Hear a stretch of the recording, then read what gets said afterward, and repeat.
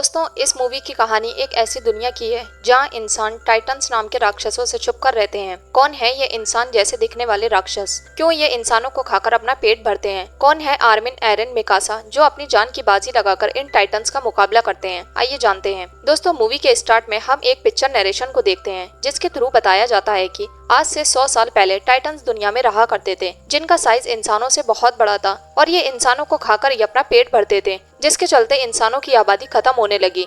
और जो इंसान बचे उन्होंने खुद को बचाने के लिए कुछ बड़ी दीवारें बनाई और उनके पीछे छुपकर रहने लगे और टाइटन्स का निवाला बनने से बच गए। लेकिन टाइटन्स का डर अब भी इन दीवारों के बीच बरकरार था, क्योंकि ये टाइटन्स कभी भी दीवार तोड़कर इंसानों को खाने आ सकते थे और प्रेजेंट टाइम में भी लोग इनसे डर कर रहते थे। दीवार के पीछे पूरा टाउन बस चुका था और फिर हम एक घने बाजार में लोगों की रौनक लगी देखते हैं। इसी बीच आर्मिन नाम का लड़का अपने दोस्तों से मिलने के लिए घर से निकलता है और रास्ते में ये एक ऐसे अजीब शख्स से टकराता है जिसका चेहरा नहीं दिखता। लेकिन आर्मिन इस पर ध्यान दिए बिना अपनी दोस्त मिकासा के पास पहुंचकर अपने दूसरे दोस्त से मिलने जाता है जिसका नाम था एरिन। ये तीनों बचपन के पक्के दोस्त थे। तीनों बड़ी दीवार को देख उस पार जाने की इच्छा जाहिर करते हैं और एरिन जल्द इस कैद की दुनिया से आजाद होने का फैसला करता है। एरिन को बड़े बुजुर्गों की बात पर यकीन नहीं था। इसे लगता था कि टाइटन्स जैसे कोई नरबख्शी नहीं है। एरिन की बात सुन मिकासा और आर्मिन भी दीवार के उस पार जाने की कोशिश करते हैं, लेकिन दीवार की निगरानी के लिए कई सारे सैनिक तैनात होते हैं। अब ये आगे बढ़ ही रहे थे कि तभी सैनिक आकर इन्हें पकड़ लेते हैं।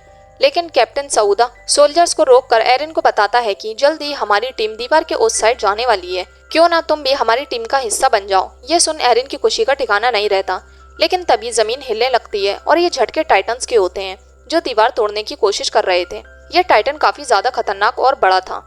इसके शरीर से आग निकल रही थी। ये सब देख ये लोग काफी हैरान होते हैं और जल्दी से भागने लगते हैं, पर टाइटन भी पूरी ताकत लगाकर दीवार को तोड़ने लगता है, जिससे ये लोग और ज्यादा दूर भागने लगते हैं और सेना टाइटन को रोकने की कोशिश करती है।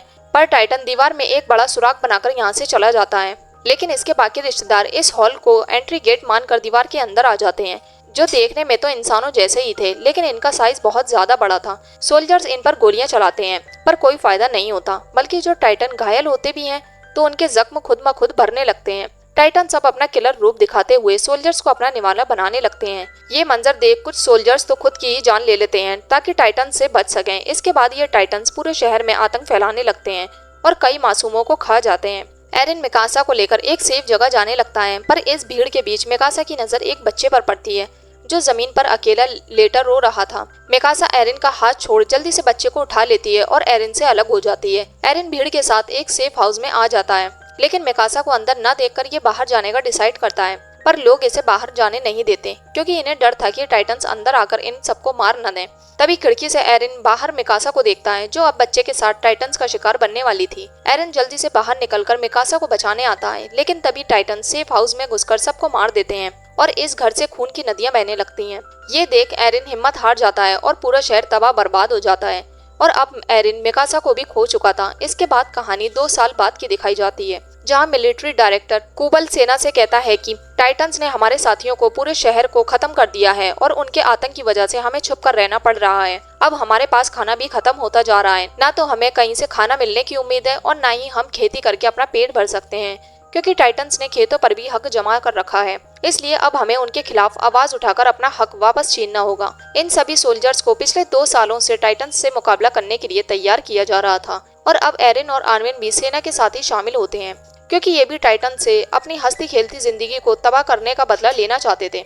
कुबल सेना को ऑर्डर देता है कि जल्द से जल्द दीवार की मरम्मत का काम शुरू कर दो ताकि हम अपनी सुरक्षा कर सकें। इसके बाद स्टेज पर आती है वेपन चीफ हैंग, जो अपने साथ एक ऐसी डिवाइस लेकर आई थी जिसकी मदद से इंसान उड़कर टाइटन्स का मुकाबला कर सकते थे।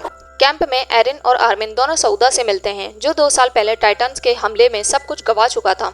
चीफ कैंप में आकर सबको बताती है कि टाइटन्स रात में गहरी नींद में सोते हैं और इंसानों को देख नहीं पाते, इसलिए दीवार बनाने का काम आज रात में ही होगा। रात होते ही सब लोग अपने मिशन के लिए निकल पड़ते हैं, पर बीच रास्ते में इन्हें कुछ हलचल भरी आवाज सुनाई देती है और जब ये नीचे उतरकर चेक करते हैं तो वहाँ जानवर होते हैं। अब ये लोग यहाँ से आगे का सफर पैदल ही तय करते हैं, लेकिन इसी बीच एक फीमेल सोल्जर को किसी मासूम बच्चे की रोने की आवाज सुनाई देती है। ये बिना सोचे समझे इस दीवार को फॉलो करती हुई आगे बढ़ती है। हाइना को प्रोटेक्शन देने के लिए एरिन भी इसके साथ चलने का फैसला करता है और जब ये दोनों अंधेरे की चादर ओढ़े एक कमरे में एंटर करते हैं तो इन्हें यहाँ टाइटन का बच्चा मिलता है, जिसका साइज इनसे भी ज्यादा बड़ा था।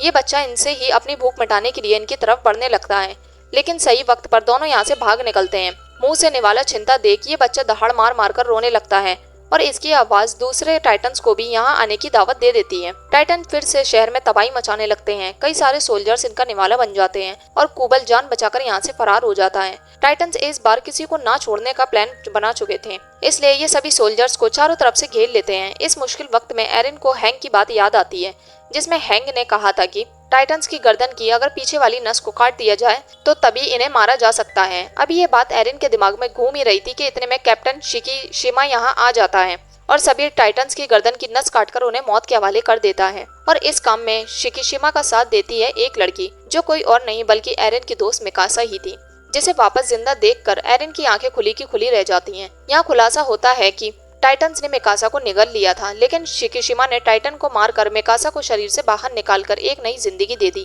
और फिर टाइटन से बदला लेने के लिए इसे ट्रेन भी किया। एक तरफ जहां मिकासा को देखकर एरिन की खुशी का ठिकाना नहीं था, वहीं मिकासा इसे फुल्ली इग्नोर मारकर यहाँ से चली जाती है और ये बात एरिन को तीर की तरह चुभती है। दूसरी तरफ हम कुबल को देखते हैं, जो शिकीशिमा को एक खुफिया जगह पर ले जाता है और यहाँ छुपा कर रखे गए एक्सप्लोजिव्स का दीदार कराता है। हैंग इन्हें ट्रक में लोड करवाकर कुबल को इन्फॉर्म करती है कि अब हमारे पास ज्यादा एक्सप्लोसिव्स नहीं है। इसके बाद सीन शिफ्ट होता है कैंप पर, जहां जीन नाम का एक सोल्जर एरन को खरी खोटी सुनाता है और अपने लिए ये शब्द सुन एरन का दिमाग घूम जाता है और दोनों में लड़ाई शुरू हो जाती है।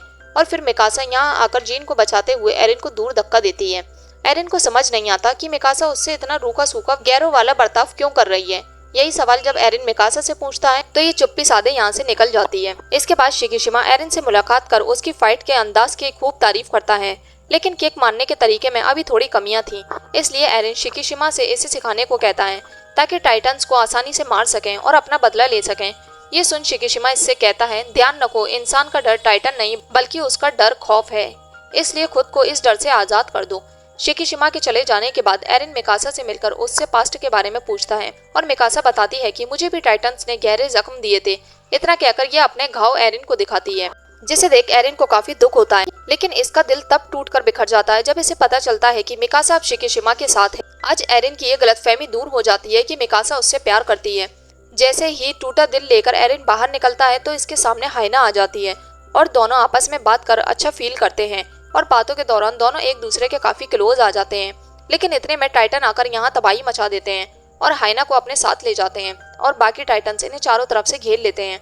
लेकिन तभी यहाँ धमाकेदार एंट्री होती है शिकीशिमा की, जो आते ही टाइटन्स पर बिजली की तरह टूट पड़ता है और केबल की मदद से हवा में उड़ते हुए टाइटन्स की गर्दन की नस काटकर उन्हें मार देता है। लेकिन इस बीच टाइटन लिल नाम की एक फीमेल सोल्जर के पति को मौत की घाट उतार देते हैं और लिल इस सदमे को बर्दाश्त नहीं कर पाती। इसी बीच एक नकाबपोश आदमी यहाँ आता है और एक्सप्लोसिव से भरा ट्रक लेकर यहाँ से भागने लगता है, लेकिन लिल ट्रक पर पहुंच जाती है और इस आदमी को नीचे गिराकर ट्रक को टाइटन्स के बीच ले जाती है। जैसे ये ट्रक टाइटन से टकराता है, एक जोरदार धमाका होता है। लिल इस ब्लास्ट को अंजाम इसलिए देती है ताकि टाइटन्स को मारकर अपने पति की मौत का बदला ले सके।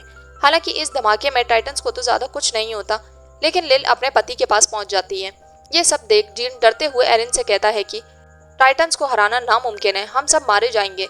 लेकिन एरिन शिकीशिमा की बात याद करता है, जिसमें शिकीशिमा ने डर से आजाद होने के लिए कहा था। ये सोचकर एरिन बेखौफ हो जाता है और केबल की मदद से उड़ते हुए एक एक कर टाइटन्स पर हमला करना शुरू कर देता है। एरिन का ये बहादुरी भरा कारनामा शिकीशिमा भी दूर खड़ा देख रहा होता है, लेकिन इस हमले में एक टाइटन एरिन का पैर चबा जाता है और एरिन इससे बचकर नीचे जमीन पर गिर पड़ता है। इधर आर्मिन भी एक टाइटन का निवाला बनने ही वाला होता है कि तभी एरिन हिम्मत कर इसे बचाने आ जाता है। आर्मिन को तो ये आजाद करवा देता है, पर खुद टाइटन के मुंह में कैद हो जाता है। अब ये टाइटन मिकासा की तरफ बढ़ता है, लेकिन इसके कुछ करने से पहले ही इसके शरीर के चिथड़े उड़ जाते हैं और फिर इसकी बॉडी से एक मॉन्स्टर बाहर आता है, जो इस टाइटन से कई गुना बड़ा और पावरफुल था। ये अच्छा टाइटन सभी बुरे टाइटन्स को मौत की नींद सुला देता है। इस अच्छे टाइटन का मारने का स्टाइल देख सौदा को समझ आ जाता है कि ये एरिन ही है। जब ये मिकासा को अपने हाथ में लेता है तो मिकासा भी इसे पहचान जाती है कि ये एरिन ही है। अचानक से ये मॉन्स्टर बेहोश होकर जमीन पर गिर पड़ता है। सौदा के कहने पर मिकासा इसकी गर्दन की नस काट देती है और फिर हीरो की तरह एरिन बाहर निकलता है। एरिन के कटे हुए हाथ पैर सब सही सलामत देख हर कोई हैरान रह जाता है। ये देख शिकीशिमा भी काफी खुश होता है। एरिन जब आंख खुलता है तो उसकी आंखें लाल होती हैं और इसी के साथ ये मूवी यहीं खत्म हो जाती है। आपको क्या लगता है, क्या एरिन भी मॉन्स्टर में बदल गया है या कहानी कुछ और ही है? कमेंट में जरूर बताएं। वीडियो पसंद आई हो तो वीडियो को लाइक और चैनल को सब्सक्राइब जरूर